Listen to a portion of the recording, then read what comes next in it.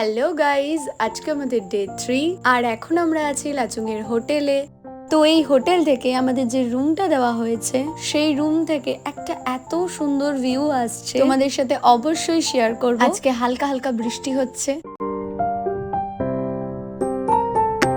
Hotel থেকে যে ভিউটা দেখা যাচ্ছিল সেটা ক্যামেরায় অতটা বোঝা না গেলেও সামনে কিন্তু দুর্ধর্ষ লাগছিল। সারা রাত বৃষ্টির পর সকালে পাহাড় যেন এক মায়াবী রূপ নিয়েছিল। এরপর বেরিয়ে পড়লাম আমাদের স্বপ্নের গন্তব্যে। প্রত্যেক মানুষেরই ইচ্ছা থাকে জীবনে একটাবার বরফ দেখবে, তবে আমার কাছে কিন্তু শুধু ইচ্ছে নয়, একটা স্বপ্ন ছিল।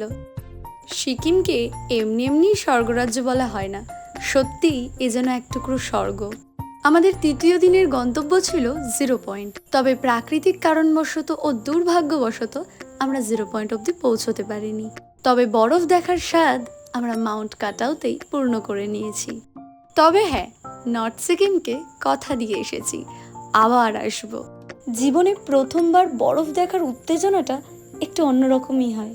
সবে সবে যখন রাস্তার পাশে টুকরো টুকরো বরফগুলো দেখতে পাচ্ছিলাম, মনে হচ্ছিল এই তো জীবন, আমার মনুষ্য জীবন সার্থক। জীবনে একবার হলেও পাহাড়ে আসুন, বরফ নিয়ে খেলুন, দেখবেন জীবনের সব ডিপ্রেশন, রাগ, অভিমান সব এক নিমেষে শেষ হয়ে যাবে।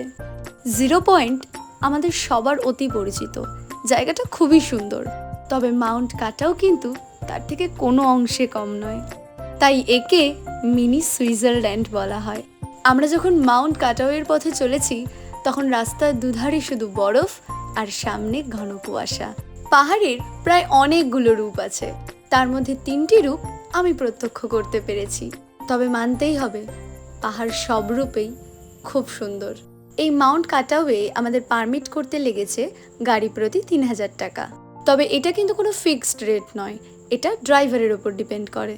ইচ্ছে ছিল বরফে গিয়ে শাড়ি পরবো, তবে -14 ডিগ্রিতে শাড়ি পরতে পারবো এটা ভাবতে পারিনি। এটা হলো ভাটিন্ডা ওয়াটারফলস, বরফের মধ্যে দিয়ে ঝর্ণা।